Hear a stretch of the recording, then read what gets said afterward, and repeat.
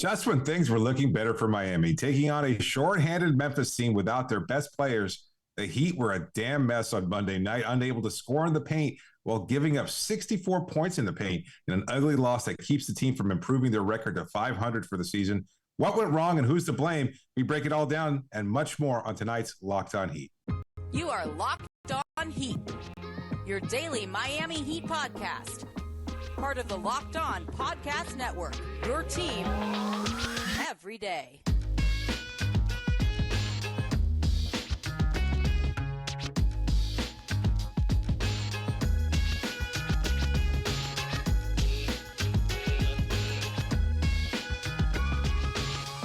All right, welcome to Locked On Heat, your daily podcast on the Miami Heat. However you might be tuning in on YouTube, Odyssey, or wherever you get your podcasts, thank you for making Locked On Heat your first listen every day. I'm Wes Goldberg here with David Ramil. Today's episode is brought to you by PrizePicks. First-time users can receive a 100% instant deposit match up to $100 with the promo code Locked On. That's PrizePicks.com, promo code Locked On. A missed opportunity to close the four-game trip with a win and improve to 500 for the first time since they were 7-7. Could have went 3-1 on this trip, but instead, the Miami Heat lose to a shorthanded Memphis Grizzlies team without Ja Morant, Jaren Jackson Jr., and several others players, and they fall to 11-13, outscored 101-93 on the night, 64-24 in the paint. David, no other way to put this. That was unacceptable. That was disappointing. Absolutely. Following up their win against the Celtics, this was perhaps their worst loss of the season. It just showed the exact opposite of what we'd seen trending in the positive direction over the last few weeks of the season. Bam Adebayo was a little bit more passive with Steven Adams clogging up the paint. Jimmy Butler was a no-show for most of the game, although he's finished with a team-high 18 points. That didn't really seem to matter, to be honest with you. Kyle Lowry was a little bit less decisive. Tyler was okay, and the bench was just putrid, absolutely terrible. 11 combined points on 3 of 17 shooting. It was just an ugly, disgusting display. No energy, no intensity, no sense of urgency whatsoever, and just clearly no identity either. And what we'd seen over the last few weeks, again, them improving defensively to being one of the top teams in the league, getting great performances offensively from key players here and there. None of that happened tonight. They just looked absolutely lost, took their foot off the gas completely. I'm not sure how to put it. It's just ugly game to watch from beginning to end.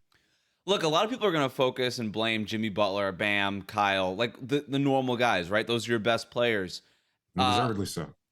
Deservedly so, but I don't want to give the bench, like, we have to.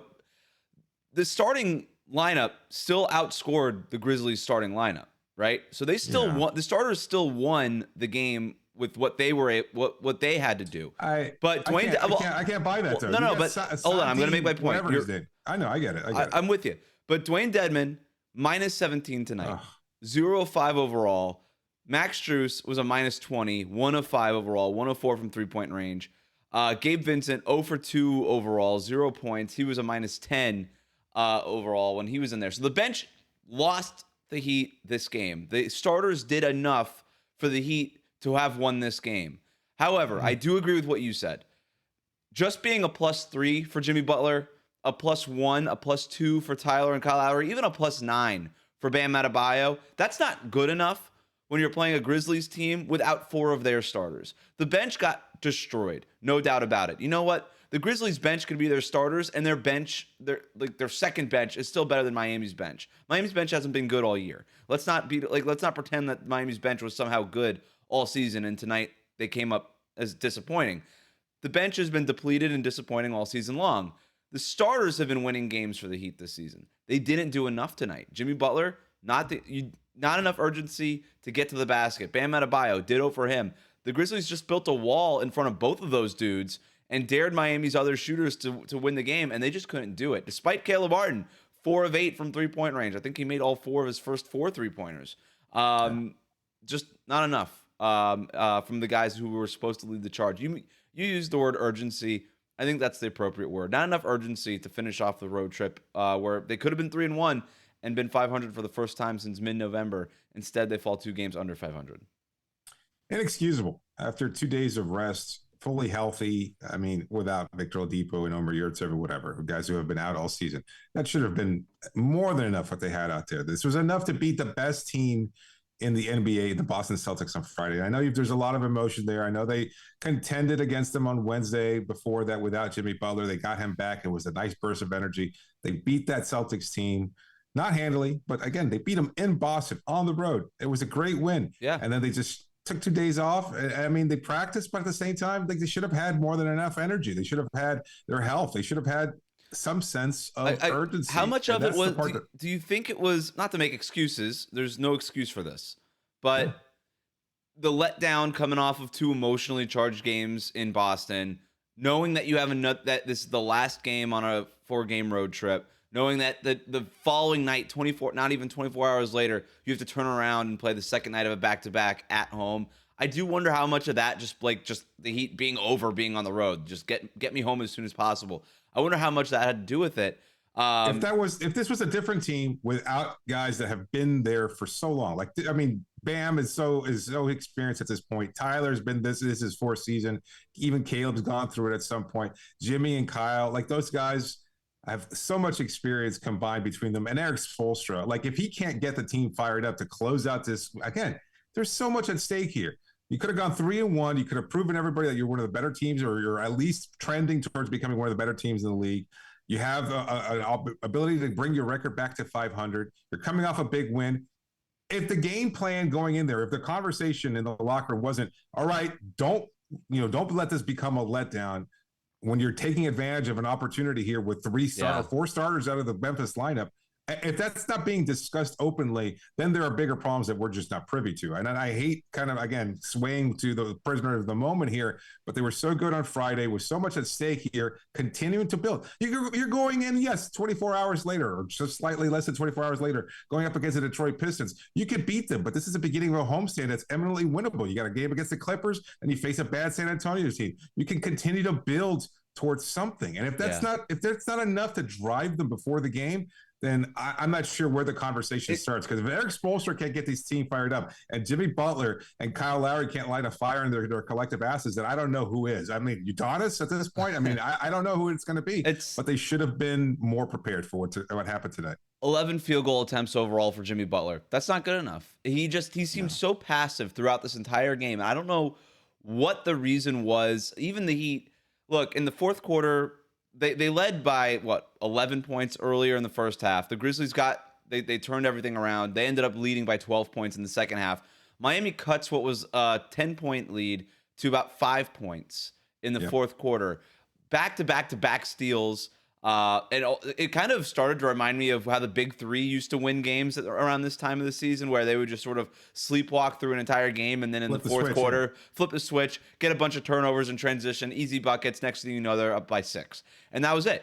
And I was like, are they just doing this against the depleted Memphis team? Because if so, whatever. I'm good with it. A win's a win. Yeah. That's not at all what happened. You look at their shot attempts overall, and it kind of tells a story. Oh, boy. The broadcast kept harping on this stat, and rightfully so. 64-24 in the paint. That's just, you can't give up that many easy points to Memphis, and you can't not get to the paint that much. And the problem was not they were missing shots in the paint, but they weren't getting to the paint nearly enough in the first place. Yeah. 18 shots at the rim.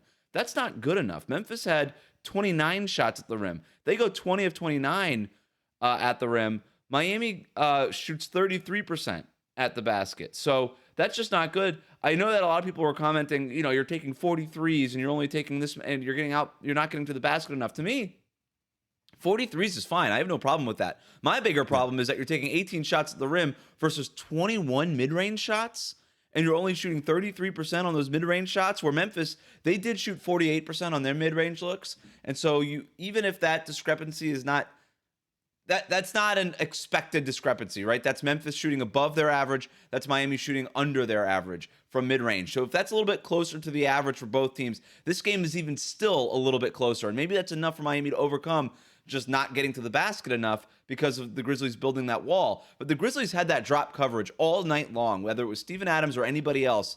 They were playing that drop coverage all night long. And there was moments in that game where Jimmy Butler could just take that ball in the pick and roll and just go right into a screen and roll and get that mid-range look that he's good at shooting. against the drop coverage over and over again, and he just didn't do it. So whether it was at the basket or open mid-range shots, Jimmy Butler was just leaving it all on the table. I'm not really sure what his plan was this entire game. He looked like a guy without a plan tonight. That's fair. I mean, somehow, and I hate even introducing this idea because, again, I'm sure he would deny it and everything else, but you wonder how much of it is Jimmy just kind of testing everybody. Oh, let's see if you can step up. Let's see if the version of Bam that we've seen recently can continue to progress this way against a bigger defender in Steven Adams. They made Adams look like prime Hakeem Olajuwon out there. And I don't know what it was. Like he was just, I know he's a big body, but even for a guy like Jimmy, who is normally, I mean, he has never shown fear going up against bigger defenders like that. He's attacked the paint. Adams only picked up 2 fouls all night. And I think a big part of that was just, well, we're not even going to try to go at him. We're not even going to try to attack him, see if he'll put us at the line, et cetera. Bam, you would think he'd have that quickness to him where he can at least get a first step on Adams. That wasn't the case. He was just settling for that pull-up jumper. He's been knocking it down with more regularity, but at the same time, you've got to pepper it with some kind of drive to the rim here. You've got to be able to show something. And now's not, and tonight's not the matchup for that pull-up jumper. When you're going up against length and athleticism against Steven Adams, Santi Aldama, who's a kind of a big guy, obviously Brandon Clark and that athleticism that he brings to the table, Xavier Tillman and the size that he has. Like, tonight's not the night necessarily. You're right. He should have been using quickness and speed to get to the basket. I can't recall one time where he did it, where he got point blank at the rim. Maybe he did. I just can't think of a time. No, and other players did. And they were making that same typical Heat play of like, oh, I'm open from right at the rim. Might as well throw it out to maybe an open three-point shooter that was, unfortunately going to be missed more often than made. The three-pointers were fine. That really wasn't the problem. It was 11 more field goal attempts for the Memphis Grizzlies. The Heat only took 79 total field goal attempts. And the difference, they made 31 of those. The 11 difference right there. They made 42 on the Grizzlies side, 42 of 90. It was just a huge difference there in terms of their aggression and attacking Miami all night. They just seemed like they were at a different speed. It looked like they had the sense of urgency, which is typical. Again, and they were on the rest disadvantage too. Like, that shouldn't be the case. It should not be the case. You're right. They out-rebounded Memphis. They got to the line more. They had lots of opportunities there. It was just this overall lack of urgency, lack of, desire. I mean, maybe, again, that's overstating things a little bit, but it just seemed that way. Like, they just didn't seem to care to follow up a big win with another crucial win to get back to 500. 17 turnovers obviously didn't help either. I think sloppy. Memphis just had 11 or 12. Night, 12. So 12 many unforced turnovers. Unforced turnovers. That was a big part of it too. I mean, Memphis is fine defensively, but a lot of those turnovers were just, we don't know what to do with the ball. Let's just spray it 30 feet into the air and see what happens. So it's like, okay, well, that's not going to work out. We've already named some names, but who is most to blame for tonight's loss? Blame Pie is next. But first, David, tell the listeners about PrizePicks. Today's show is brought to you by PrizePicks. Tonight, I'm taking Luka Doncic to score more than 26.5 points.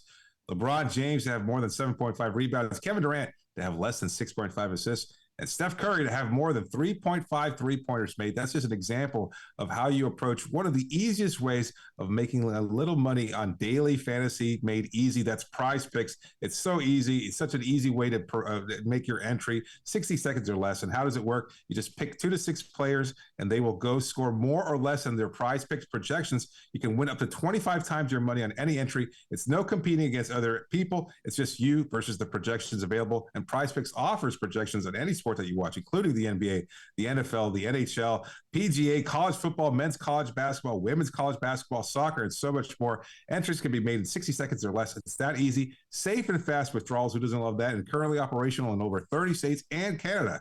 So download the PrizePicks app or go to prizepicks.com to sign up and play daily fantasy sports.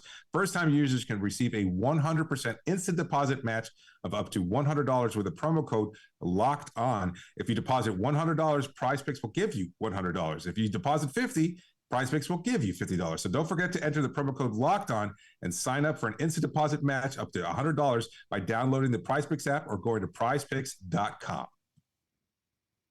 Thank you for making Locked On Heat your first listen. For your next listen, check out the Locked On Sports Today podcast, the biggest stories of the day, plus instant reactions, big game recaps, and the take of the day. It's available on the Odyssey app, YouTube, wherever you get your podcasts. Well, David, that smell you smell is the smelly smell of another smelly loss. It is time to hand out some blame pie. We have 10 slices of blame pie to give out. We mentioned Jimmy Butler. We named some other names earlier, but let's start there with Jimmy. It feels like he deserves quite a bit of this blame pie, but we also have to remember we have to give some of it to the bench. Yeah. I'm thinking 3 slices for Jimmy. Yes. Again, I mean, you're looking at him being, the second leading scorer to Tyler, 23, and he did get to the line 8 times, but missing free throws, that's not his style. Turning the ball over 5 times, he looked out of sorts. And I wouldn't be surprised to see him come down with some mysterious malady between tonight and the flight home to Miami, a bum ankle, a bum wrist, or I don't know, something, because he just looked completely out of kilter there and just not quite the player that he's been when he is available and healthy. And look, with the rest in between the Boston game, I just would not have expected this kind of a performance from him. And this is, you've made this point before. Jimmy Butler has to play like the star of this team. You get paid like it. You made it clear that this is your team. You're here for now. If you want to continue to be here and you want to help guide this team, you can't take nights off like this, not against an undermanned, Memphis team that's missing their best players. This is where you have to rise to the challenge after such a strong showing against Jason Tatum and Jaylen Brown and Marcus Smart and your nemesis Boston Celtics. You can't care that it's Sandy, whatever his name is, Santi, whatever Santi his name Aldama. is. Santi Aldama, yeah, sure, who took guy. more shots than you did. Santi Aldama took 12 shots. Jimmy Butler, you took 11 shots. He outscored the bench, the Miami Heat bench, all by himself by 7 points. That wasn't even close. I don't get it. And Jimmy Butler, it's not the first time he's had nights like this. There's just no excuse to take only 11 shots in this game. I don't know if there was just maybe there is some sort of mysterious injury or whatever it is. But no pep in his step, absolutely no motivation, nothing going on. It's not even that his shot was off. He went 6 of 11. He was efficient when he took shots. There was no reason. It wasn't one of these situations where it's like, oh, you know what? My shot's just not falling. Let me try to impact the game in these other ways. No, you were one of the few guys who could actually make shots consistently. Why weren't you doing it? That, like I said in the first segment, anytime he wanted it, he can come down, get a screen, get a Memphis big in a drop coverage, and then just step right into a mid-range shot. He did it one time in the fourth quarter. One time, David. That is unacceptable. He was not the worst player for the Miami Heat tonight. That is not what we're saying. But he's also the most to blame, I think, considering how good he is and how much he left on the table. He left more on the table than any other Heat player tonight by far. Tyler Herro at least put up 20 shots. You want to blame him for only making 8 of them? Go ahead. At least he was taking shots. Jimmy Butler wasn't taking shots. He took almost twice as many shots as Jimmy Butler. Bam Adebayo at least took 13 shots, and he looked as passive as Jimmy did. But he ended up taking more shots, and he ended up having a better plus-minus. He was doing things defensively that Jimmy Butler wasn't doing. Caleb Martin took almost as many shots as Jimmy Butler. He had fewer points than Jimmy Butler did. So Jimmy Butler left so much on the table. There's no excuse for it on a night where you got to get a win to get back to 500. There's no excuse for it. That said, 3 slices of blame pie for him. If we want to end up giving him more, I'll hear it. But Dwayne Dedmon, he had been playing so well. That was not the story tonight. This was maybe the worst game he's had all season. 0 of 5 overall. Just couldn't make a shot. Couldn't get to the rim. 4 fouls he picked up, sending the Grizzlies to the line. He was a minus 17. 6 rebounds is just not enough with how many misses the Heat had. And like I said, minus 17. A big reason why he was outran, outjumped, out-hustled, out-muscled in that second unit. He couldn't keep up with what the Grizzlies were able to do. So I'm a little surprised at the 6 rebounds. I wouldn't even have guessed that he was that impactful. And I hate beating him up. Well, I think 2 of them were offensive rebounds from his own miss. That's right. There was that one play where he pulled into, and then I think he got rewarded with a foul there.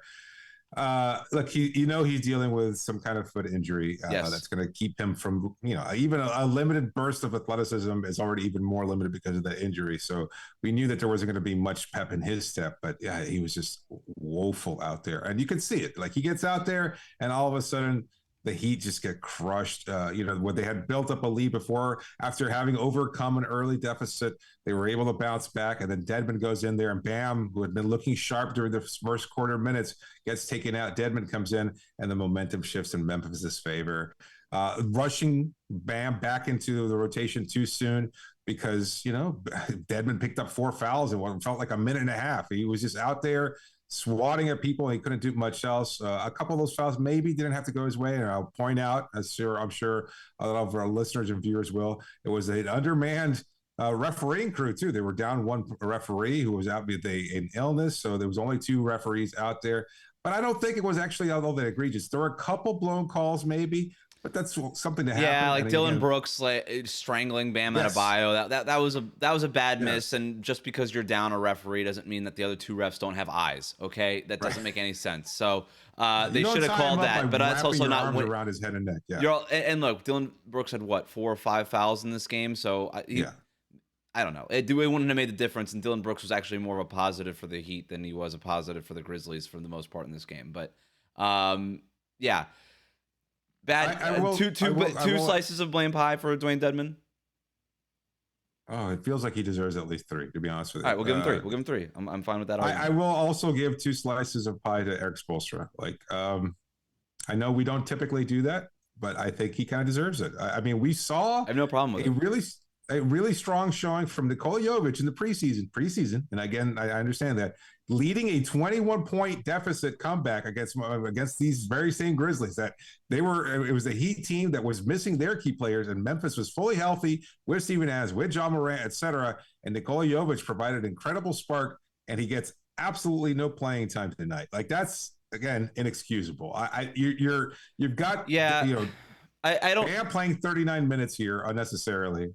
Jovic could have done something, like at least offensively. He moves the ball at his size, and he provides a challenge. That speed, that quickness that we want Bam to attack Steven Adams with, I think Jovic has it again in terms of just his ability to put the ball down. It's a very different matchup for Adams. He draws him out, into the perimeter. When he would have been out on the floor, and I think it would have been a big difference. Maybe you could have gotten him in foul trouble, or at least cleared up the lane for somebody to attack it, do something. I don't know. I don't think anybody's coming out and challenging Jovic, a rookie that they probably have no real film on.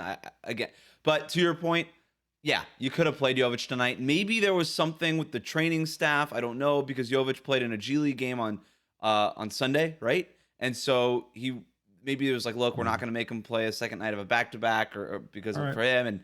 And then we also play the Pistons on Tuesday night. But that's kind of what I was going to say. I was like, he's also 19. And to throw him out there for 6 minutes just to spell Dwayne Dedmon for a minute just to stop the bleeding a little bit would have been nice. Yep. I didn't think you were going with rotation stuff for Erik Spoelstra. I just overall think that you didn't motivate your team enough tonight. This might have been... I mean, you're kind of looking at the back end of the roster with Dwayne Dedmon and Jovic and some of Spo's decisions there. This would have been a good time for Spo to challenge Jimmy Butler to another fight. That feels like this would have been the game. It's just, what are you doing? Why aren't you the best player on the court tonight? Why is Santi Aldama outplaying you tonight? Why is this happening? Challenging your best player, I think, would have been the thing to do tonight. And Spo just couldn't motivate his team tonight. And so that's why I would give him 2 slices of blame pie. I really could care less about the Jovic thing. 1 slice of blame pie each, and this is what we have left, to Gabe Vincent and Max Strus. Max Strus couldn't hit the side of a barn with a brick tonight, and Gabe Vincent... with a brick, he probably could have hit it, because he shot plenty of those. Gabe, he knows what to do with a brick, I guess.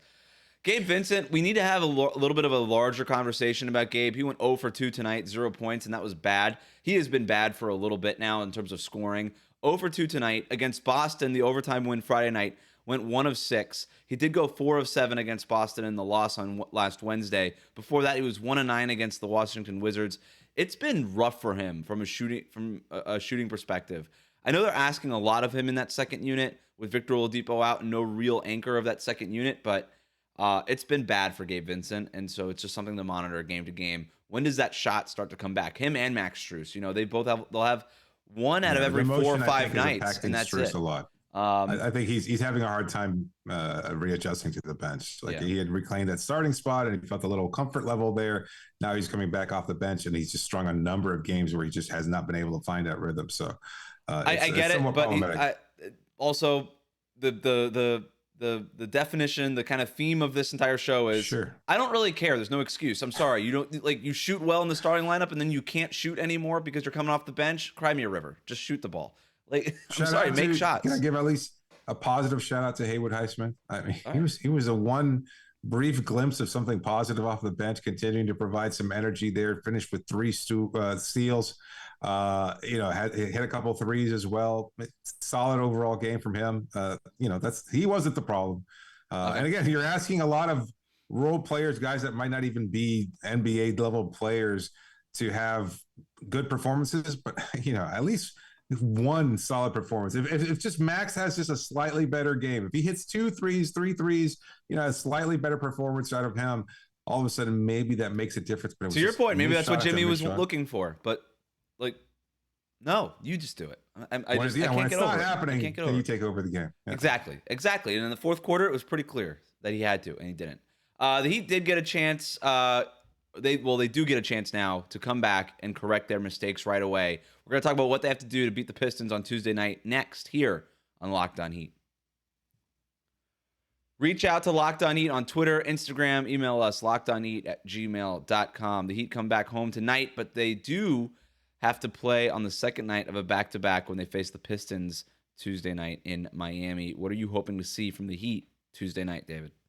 Well, anything better than tonight, I guess, to start with. Like a little bit more sense of urgency, a little energy back home. But those are usually the hardest games. And I've made this point several times on the show over the years, but I recall former broadcaster Tony Fiorentino saying that those games, from a player's perspective, are always much more difficult, even than the last game of a road trip, because you come back home and you've been gone for a week and a half. Your mail's piled up. Your wife, girlfriend, partner is talking about this, that, and the other. Your kids wanted your attention. You're not going to practice that morning. You're out of sorts. You've been living out of a suitcase for the past 2 weeks, and nothing changes. Although and ostensibly you're back home and you feel like it's more comfortable, and it's far from that. So I'm almost scheduling tomorrow as a loss, to be quite honest with you, because you're going to face a Pistons team that's younger and hungrier and bad, very bad. At the same time, probably going to show a lot more energy than this Heat team. So if I'm looking for anything, I'd hope for a miracle and hope that Miami shows the kind of energy that they should have shown tonight when they had an opportunity to come out with a win. It should not take a miracle to beat the Detroit Pistons, even on the second night of a back-to-back. But this is, to your point, one of those things in the schedule, regardless of opponent, and you say, this could be a scheduled loss. That's just the way it is when you're on a rest disadvantage after a long trip and all these things, regardless of opponent. I don't know that you schedule it as a loss. You assume that it's a loss, but you assume that it's going to be a lot more challenging than it ought to be against a bad team in the Detroit Pistons. But what I'm looking for is exactly what I was looking for down the stretch tonight. Why could the Heat not get into the paint against a team without Jaren Jackson Jr.? I could not figure it out. There was no real reason to it. I guess credit to the Grizzlies a little bit for building that wall and the drop coverage and everything that they did defensively tonight. But the Pistons, they're 29th in net rating, 29th in defensive rating. They give up the second most points in the league in the paint. So if you're going to get to the paint, the Pistons, this is the time to do it. Look, if you had won tonight in Memphis and then you come back and lose tomorrow, that's excusable. I get it. Second night of a back-to-back after the trip, you went 3-1, got back to 500, but it's hard. I get it. I can excuse the loss Tuesday night if you had won on Monday night, but you didn't win on Monday night, and now you kind of have to go get it back on Tuesday night. Now you're playing from behind. And so whatever you didn't do tonight in terms of the energy, to your point, and then the points in the paint, which I just referenced, do both of them, because you were supposed to do them tonight and you didn't. So do both of those things. Come out with energy, get to the rim against the Pistons, and you'll win the game. Regardless of legs, youth, injuries, I don't care. You could do it tonight with or without Jimmy Butler, because it wouldn't shock me if Jimmy Butler did not play on Tuesday on the second night of a back-to-back, because he doesn't usually play those games sometimes.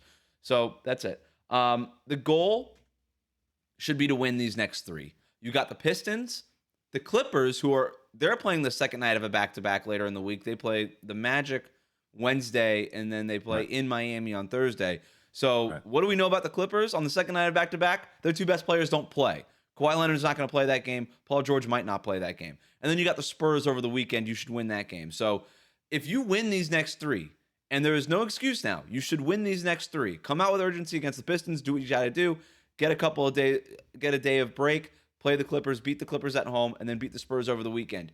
You go back on the road, I think, to Indiana. You could be a game over 500 at that point. So that should be the goal over this next week.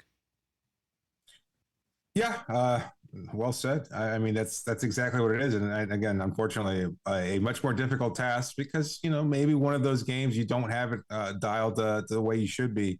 But that was their opportunity today. No excuses for tonight. That's what makes tonight even harder to swallow is that, yes, they had the rest. They had the health.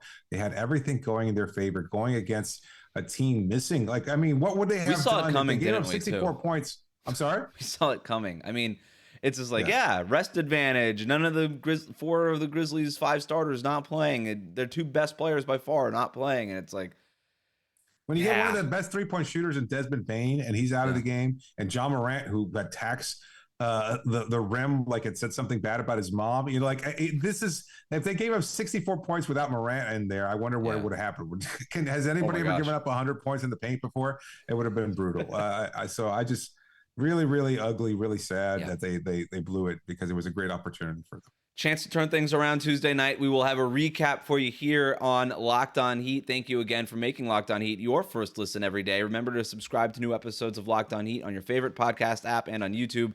Ring the bell to get notified as soon as new episodes go up. For your next listen, check out the Locked On Sports Today podcast, the biggest stories of the day, plus instant reactions, big game recaps, and the take of the day. It's available on the Odyssey app, YouTube, wherever you get your podcast. David, we'll talk Tuesday night.